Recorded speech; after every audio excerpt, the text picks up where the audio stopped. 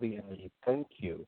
Hello, and welcome to Outside the Huddle with OT. I am your host, Dr. OT Porter, the NGFFL's Director of Communications, communicating directly with you about our NGFFL family as we work to compete, connect, and unite. Tonight, damn it, I did it again. Tonight is another of our series of interviewing our first-time players. So in lieu of being able to actually have a Gay Bowl this year, we're trying to create new excitement. And what's more exciting than being a player in your first Gay Bowl? So today we have a player from Providence, Miss Mai-Thy Vuong, I hope I got that correct, who is going to share some of her experiences with us. And I'm not going to belabor this. I want to get right to talking to her. So, Mai-Thy, you got the floor. Hello. Hi. Thanks for having me. OT, really appreciate the opportunity. Oh, thank you for being here. It was so important for us to do this and be able to give this experience to you all and then get back what your experience was. So I'm excited about this. I'm really excited. Thank you for being here. Yeah. So let's jump right in. First question's always the same. Did you have or what were your expectations going into Gay Bowl? Honestly, I didn't really have any major expectations. You know, it was just kind of described to me as like, oh, like, you know, we play in this league and now it's also a national league and we're just going to go to a tournament. And I don't know, I just took it as another tournament. I grew up playing sports and was like, all right, we're just going to show up and do this thing and, you know, have fun. I really connected with a lot of the players in our league. So I was like, great, there's another opportunity for us to connect and hang out and play some football and maybe meet some cool people along the way and get to spend a great weekend in New York City. Was that, well, you're from Providence, probably been to New York City before, am I correct? I'm actually originally from California, but oh, nice. Yeah. But I've been in Providence for about 5 years. But yes, I've been to New York City before. I haven't, like, where the, like, tournament took place, hadn't really been there before. Right. And I don't really spend a lot of time in Times Square. Mm-hmm. I usually go to New York visiting friends, and I feel like people who live in New York avoid Times Square like the plague. As they should. I'm originally from the area, so believe me, I understand. You said you met a lot of people. What was your experience with sportsmanship on and off the field? It was truly incredible. I mean, our first game was against Boston, and we played a couple, like, friendlies with them, so it was like, oh, we're just, like, playing Boston again. Right. But I feel like the first time really, like, experiencing, I think, like, Gay Bowl, the spirit of Gay Bowl, was playing against Toronto, which was a absolutely amazing, fun experience.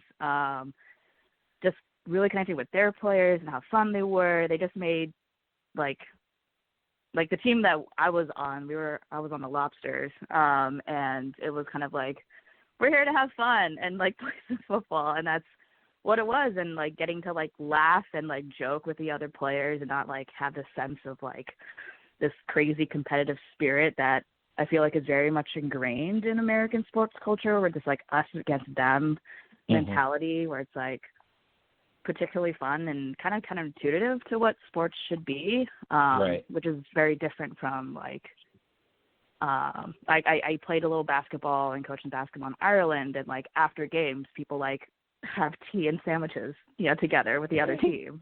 Nice. And or, like, hang out after, you know, and, like, you see that in, like, I feel like the only sport I really saw that, like, regularly, it was in, like, college rugby, where, you know, after games you have a drink up and, like, you hang out and party with the other team, and that's kind of, like, what Gay Bowl kind of felt like. Like, yeah, we're gonna go nuts, like, on the field, but off the field, like, yeah, let's go, like, you know, it wasn't as weird or awkward as I feel like it could have been, like, going out to, like, the socials and, like, running into those other players and still saying hi, or, like, you know, before our first game, like, Hawaii was playing, and summer players had met them at the bar and were, you know, talking and hanging out. So it was cool. Like, all right, we'll like go support you guys. And they came and like watched some of our games, and it was just like a very beautiful thing. Well, great. That's fantastic. It sounds like, but I'm going to ask anyway, did you get a sense of belonging and inclusion at Gable, New York City? Yeah, absolutely. It's so it's very interesting where I think where, you know, we live in a society that, you know, we've made a lot of progress, but still generally pretty homophobic. And usually that your conventional feeling is like, when you walk into any space, right, you feel that the default is, oh, everyone is straight here or something. Right. And you, particularly if you hold like a marginalized identity, let alone multiple marginalized identities, people like kind of impose like, oh, that is like who you are based on what I see of you. Right. But like walking into Gable, or like I felt this for the first time with the Providence Gay Flag Football League, and it's kind of like, okay, actually the default is like everyone is LGBTQ plus, like queer. So it's the default isn't straight. You know, it's like you are more than like this facet of your identity. So it's kind of like, all right, let's like strip that away. And hey, who are you as a person? And it was like, oh, okay, like I am not just this identity that, you know, you're projecting your ideas about me. I get to like be myself and with a bunch of other people, and it kind of like I hadn't been surrounded by that many LGBTQ plus people before. So it was just like, whoa, this is pretty awesome, and really wonderful and energizing, and I think what makes our community particularly unique is that we cover a whole host of different types of experiences, right? Like a gay man, the gay cis man is going to have a different like queer experience to like a like lesbian woman, right? But they're still in the same community. I mean, and having to navigate like what that looks like. Yeah. And so it was really great seeing everybody like. Okay, good. Well, I'm glad it sounds like you had a really eye-opening and really positive experience. What were you most surprised by at Gay Bowl in New York? I was actually most surprised, and I don't know why I was surprised, how expensive the drinks were in New York. Like, oh, my gosh. I completely forgot how expensive New York. That blows New your York. mind. Okay? Like, I feel like we were super spoiled. Like, I went to college in Philly, where like you could get pretty affordable drinks, and like, you know, living in Providence, you get a nice like well drink, a strong like well drink for like $5-6. Right. Where it's like, oh, okay, this watered down vodka soda is $15. Yeah. Cool. Okay, let me do that.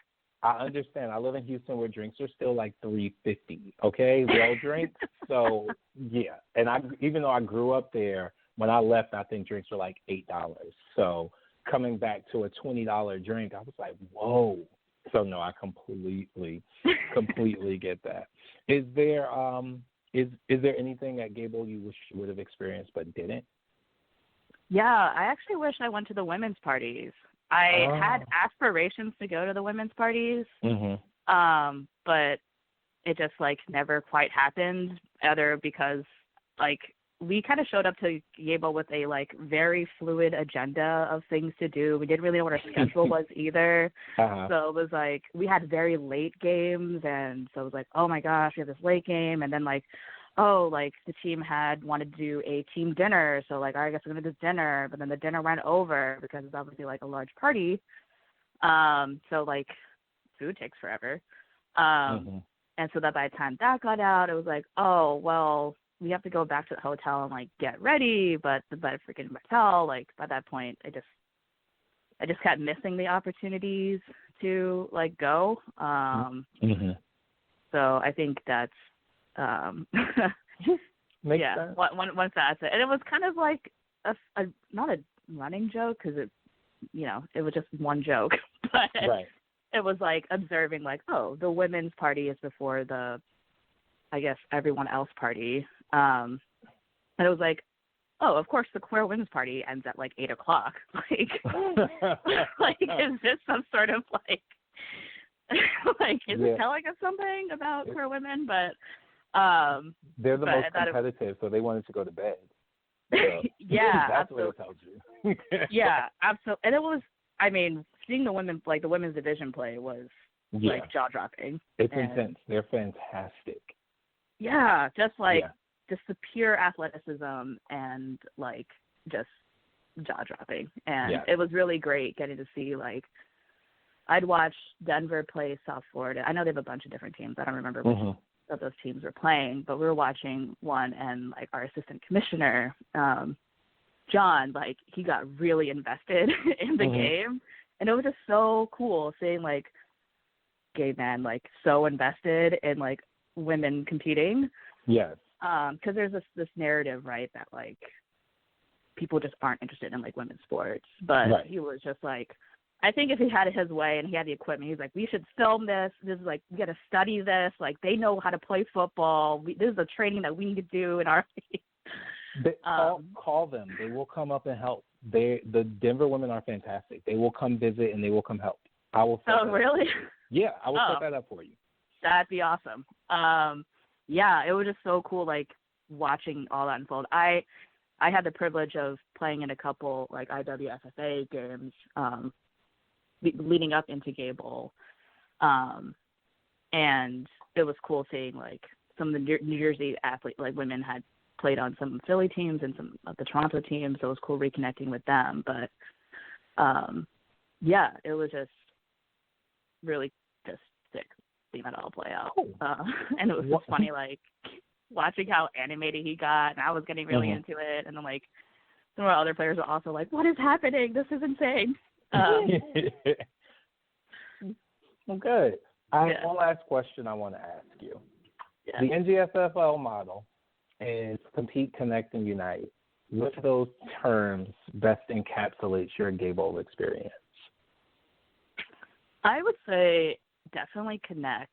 Yeah, obviously we're playing a sport, so like there's a competitive piece of it, but I think sport just has a very unique way of bringing people together, and I think that's what Gay Bowl really did for me, and I think for our league too, because it was kind of like, I mean, I'm gonna get the statistic wrong, but like, well, I think over half of our league, we started our league the spring of 2019, and it like over half of our league had never played football before.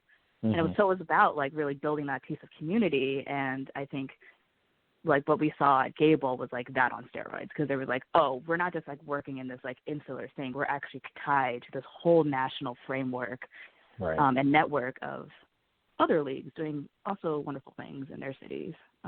So I think Connect was definitely the thing that resonated with me. Good.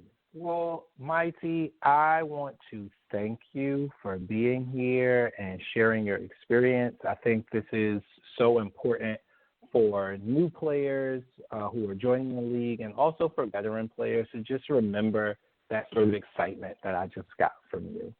So thank you so much for being a part of our First Timers series for the NGFFL podcast, Outside the Huddle. And I'm sure I'll be connecting with you a lot more in the future. You seem like a really fantastic person, and I can't wait until I see you in Toronto. Yeah, thank you so much for having me, OT, and no problem. Looking forward to talking more.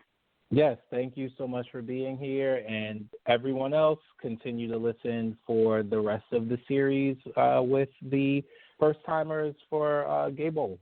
Have a wonderful, wonderful rest of your day.